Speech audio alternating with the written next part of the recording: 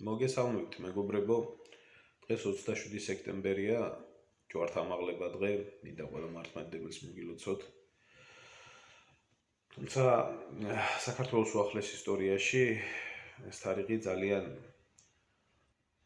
მძიმე თარიღი არის და ერთ-ერთი ყველაზე ტრაგიკული თარიღი არის, რაც უკავშირდება აფხაზეთის დაკარგვას და სოხუმის დაცემას.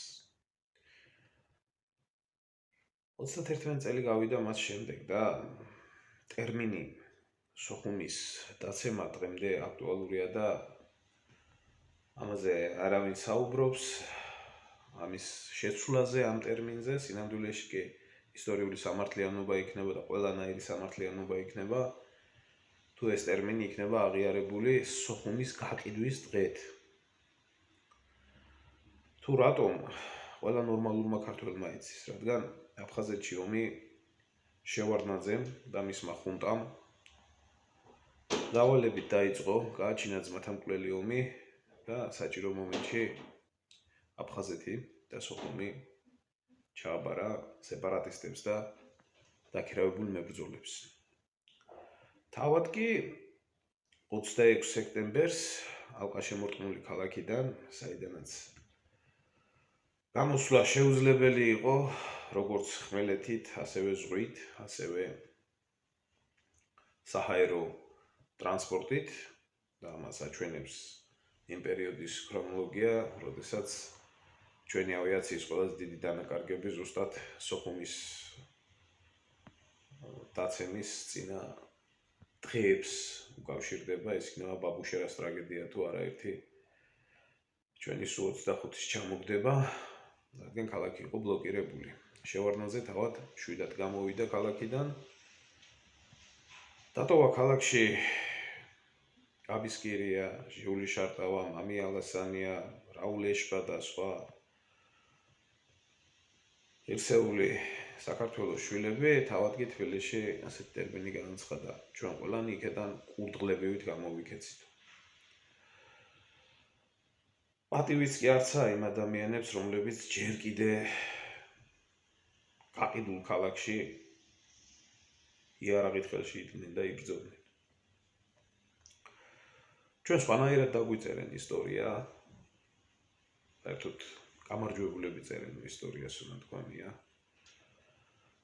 და ამ პერიოდში ძალიან სიბნელით და ბურუსით მოცულ პერიოდში უამრავი ჭორი და 1000 სიბინძურე დაიყარა, რაც უკავშირდებოდა ზვიად გამსახურდიას სახელს და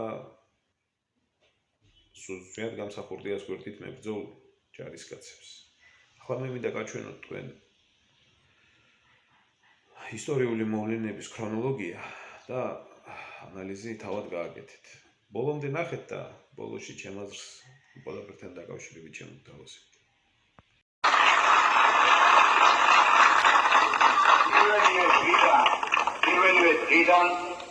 პირველივე მიტინგიდან, რომელიც ჩავატარეს ზუგდიდში, მემოუწოდეთ ქართველებს, არ გათმონ აფხაზეთის პირდები კუთხე, არ გათმონ მამაპაპათა საფლავები,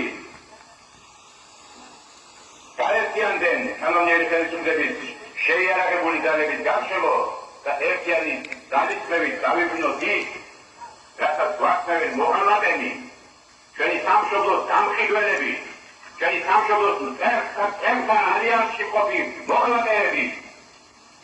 მეგობრებო, ხუნტა ეთავს პანიკა. იგი ცდილობს ჭორებით, ადასგვარი სრუხმების გავრცელებით დაამახინჯოს ჩემი პოზიცია აფხაზეთის მიმართ, დაამახინჯოს კანონიერი ხელისუფლების პოზიცია. მიუხედავად იმისა, რომ პირველ მიტინგზე მოუწოდე ხელსამეგრელოს და მთელ საქართველოს, რომ დავიცვათ აფხაზეთი და გადავიწევრე ძალზე მნიშვნელოვანი შეიარაღებული ძალები ოჩამჩირის ფრონტზე, რომლებიც მალე გაარღვევენ, კონტრზე გადავლენ და სოხუმში შევლენ, მალე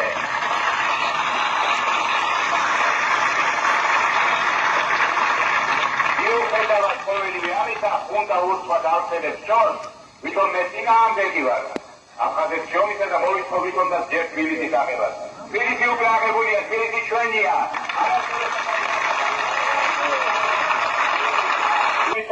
და გავარღვიოთ სადაც საჭიროა და ავიღოთ მთლიანად ინიციატივა მთელი ფრონტის გაყოლებაზე. აი ამ მიზნით ვართ ჩამოსული და ეხლა ბატონი ვახტანგ კობალია იქ იმყოფება, ბატონი გურამ ლაკია, შესანიშნავი სამხედრო სპეციალისტი და სტრატეგი, იქ იმყოფება ჩვენი შტაბის უფროსი და მალე შტაბი გაიქვემდებარებს ყველა შეიარაღებულ ძალებს, მათ შორის უკანონო ხელისუფლების შეიარაღებულ ძალებსაც. ჩემთვის ძალზე სასიამოვნოა, რომ მართალია უკანონო ხელისუფლების ჯარში მსახურობენ, მაგრამ იქ მრავალი კარგი ქართველი აღმოჩნდა, მრავალი პატრიოტი, რომელიც ჩვენ ამოვიგებთ არში, და რომელიც გარდაემორჩილა ხუთის გამება, არ ემორჩილება.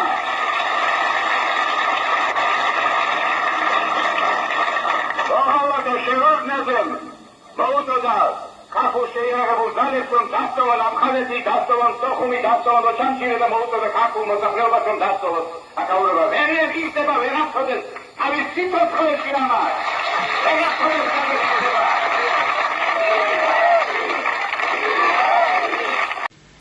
მოაწერა თუ არა ხელი, რომ მთელი ტექნიკა გაყვანილი ყოფილიყო აფხაზეთიდან, ხო მოაწერა? მოაწერა თუ არა ხელი, რომ მარძიბა დაბრუნებულიყო სოხუმში? მოაწერა. გეკითხებით.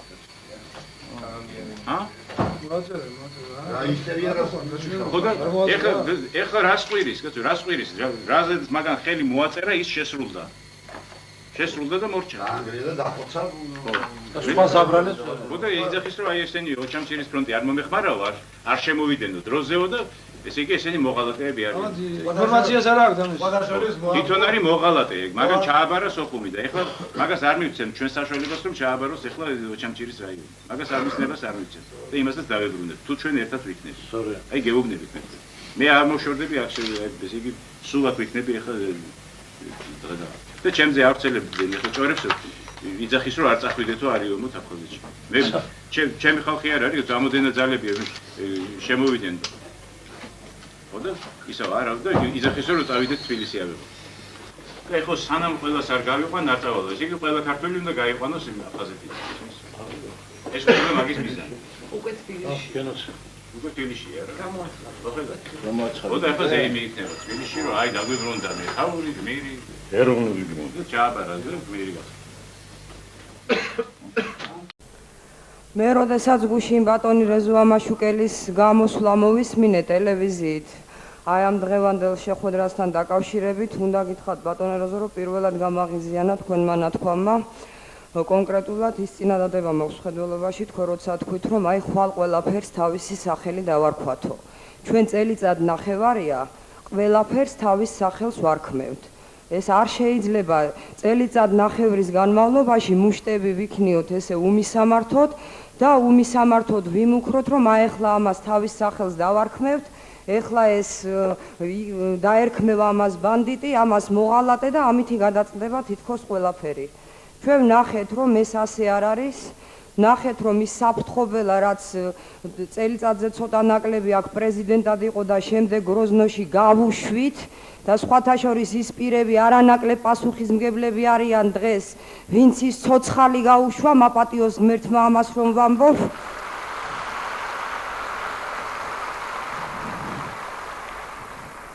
და ახლა ყველაზე ისე დროს, როცა სოხუმი ეცემოდა, ესეც ყველამ კარგად ვიცით, როცა დასავლეთ საქართველოს პრობლემა დგას მთლიანად, ეს ისევ იმ სიტყვას ვიხმარ საფრთხობელა კვლავ მოიწევს თბილისისკენ და ალბათ სხვა ქვეყნისთვის ეს სასაცილო იქნებოდა. ჩვენ ქვეყანაში რომ ხდება ეს, ამიტომ არ გვეცინება ალბათ, თორემ ნამდვილად ტრაგიკული სწორედ ის არის, რომ აი ასეთი ადამიანი, მე იმდენი შეურაცხმყოფელი რამე მაქვს მის მისამართით ნათქვამი, რომ არ მინდა ეხლა რაღაცა მართლა ტაშის დაკვრის გულისთვის ვიხმარო ის სიტყვები მანიაკი და პათოლოგი და ასე შემდეგ და ვიცით ჩვენ ყველა ვისთანაც გვაქვს საქმე. ეს მისი სირცხვილი კი არ არის, ეს არის ჩვენი ქვეყნის, ჩემი, თქვენი, თითოეული ჩვენგანის სირცხვილი, რომ ეს ადამიანი ჯერ პრეზიდენტი გახდა და დღეს კიდევ მიწაზე დადის და კიდევ აქ ჩამოვიდა და კიდევ რაღაც მუქარებს გზავნის. ეხლა მე რაც შეეხება ჩემს პოზიციას, მე არ ვიცი ეხლა ბატონ ეროზო აქ როგორ წარიმართება კამათი. ჩვენი დამოკიდებულება SNG-ში გაწევრიანებისადმი ცნობილია ალბათ ყველასათვის. მე უბრალოდ ვთვლი ბატონ ეროზო, რომ დღეს ამ შეხვედრაზე არც SNG-ს კრიტიკის და არც SNG-ს ქების დრო არ არის. დღეს ჩვენ აქ სულ სხვა რამეზე უნდა ვილაპარაკოთ. თვითონ ბატონმა ედუარდმა დღეს ბრძანა თავის რადიო გამოსვლაში, რომ მან გააკეთა განცხადება SNG-ში შესვლის თაობაზე. მთავრობა ერთსულოვანია ამ საკითხთან დაკავშირებით, ვის უშლიდა ხელს ერთსულოვნებაში, ის აღარ არის ამ მთავრობაში, ამიტომ დღეს შეიძლება ითქვას, რომ ერთსულოვანია. ამიტომ რუსეთისთვის ეს აბსოლუტურად საკმარისია, ჩემი აზრით, იმისათვის, რომ ჩვენ რაღაც დავინახოთ, რომ აი ამ SNG-ში შესვლით თუ არ შესვლით, ან ერთით, ან მეორეთი, რამე ჩვენს პრობლემას მოვაგვარებ. რაც შეეხება ზვიად გამსახურდიას, აი მე როგორც მესმის, შეიძლება მართლა ვცდები, მაგრამ მე ასე მესმის, სანამ ზვიად გამსახურდიას პრობლემა არსებობს საქართველოში, არც SNG-ში შესვლით, არც SNG-ში შეუსვლელობით, არც ევროგაერთიანებაში შესვლით და ამერიკის შტატად რომ მიგვიღონ, არაფერი საქართველოს არ ეშველება. ეს უნდა ვიცოდეთ და ალბათ ამისთვის უნდა ვიყოთ აქ შეკრებილი და მე ერთი რამეში ნება მიბოძეთ, კატეგორიულად არ დავეთანხმო სახელმწიფოს მეთაურს, მან არ მახსოვს გუშინ იყო თუ დღეს თავის ინტერვიუში ბრძანა, რომ მოვიდა დრო, რომ ზვიად გამსახურდია საკადრისი პასუხი გაეცეს და მას გროზნოში ელოდებიან. არა ბატონო ედუარდ, არ შეიძლება ზვიად გამსახურდიას გაშვება გროზნოში.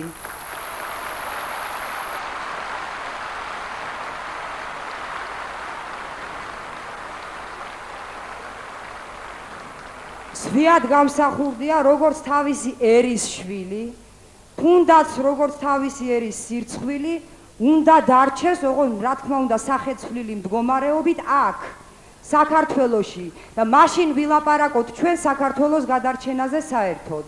მადლობთ.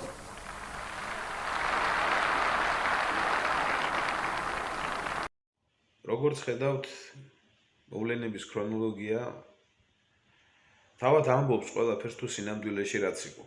სინამდვილეში კი ის იყო, რომ სოხუმი და აფხაზეთი, რომელიც შევარდნაძემ და მისმა ხუნტამ გაყიდა, უნდა ჩაბარებულიყო ოკუპაციის ქვეშ. ხოლო ის ადამიანი, ვინც ამ ყველაფრისთვის იბრძოდა და ის ადამიანები, ვინც თავს დებდნენ აფხაზეთისთვის, ან აფხაზეთის მიწაში დარჩნენ, ან ომის შემდეგ იქნენ ლიკვიდირებულები.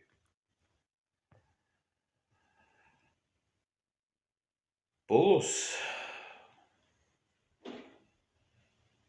რასაც საუბრობს ეს მდედრის მსგავსი არსება, ყველაფერი ისე მოხდა.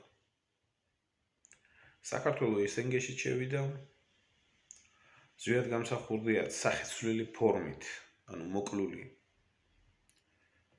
დარჩა საქართველოში, აფხაზეთიც დაიკარგა. ედუარდ შევარდნაძე პრეზიდენტად დარჩა. აი მოღალატეთა ჯგუფი, რომელიც ტაშს უკრავდა, წითელი ინტელიგენცია. დღემდე საქართველოს მართავს და საქართველო არის დანგრეული, დაქცეული, ოკუპირებული. პასუხი კი არავის არაფერზე არ უგია. მე მიკვირს სიმართლე გითხრათ, ბევრი მებრძოლის, რომელიც აფხაზეთში იბრძოდა და მართლა გულანთებით იბრძოდა. და შემდეგ გააცნობიერა, რომ ყველაზე მთავარი მოღალატე ედუარდ შევარდნაძე გვერდით ედგა. მაგრამ არ ეყოთ იმის ვაჟკაცობა, არ ეყოთ იმის კაცობა, რომ მოღალატისთვის ერთი ტყვია, თუნდაც ომის შემდეგ დაეჭედებიან ჩულში, როდესაც მიხვდნენ. სამწუხაროდ შევარდნაძემ და მისმა ხუნტამ სიგუა, იოსელიანი, კიტოვანი და სხვა ნაძირლების თამადობით საკუთარი ბუნებრივი სიკვდილით დაასრულეს სიცოცხლე. ხოლო პრეზიდენტი, რომელიც ნამდვილად ერთადერთი და კანონიერი პრეზიდენტი ყავდა ჯერჯერობით საქართველოს, დღემდე გაურკვეველ ვითარებაში არის გარდაცვლილი და სიმართლის გაგება დღემდე აკრძალულია დანარჩენი საზოგადოებისთვის. ისევე როგორც აფხაზეთის ომის დაწყება, დამთავრება, ღალატი, ყველაფერი ის უბედურება, რაც ჩვენ ქვეყანას იმ წლებში გადახდა. ამიტომ საქართველოს ვერასდროს გაიხარებს და საქართველოს ვერასდროს ვერ ამოისუნთქავს, თუკი აი მოღალატე ხუნტის შთამომავლობა და ჯერ კიდე ცოცხალი მოღალატეთა ხუნტა, რომელიც სარიშვილს ტაშს უკრავდა, საქართველოს ხელისუფლებაში იქნება. ესეთი უამრავია ნაცში, კოდში. განსაკუთრებით წარმომადგენელი კი გოგა ხუინდრავა არის, რომელიც დღევანდელი ხელისუფლების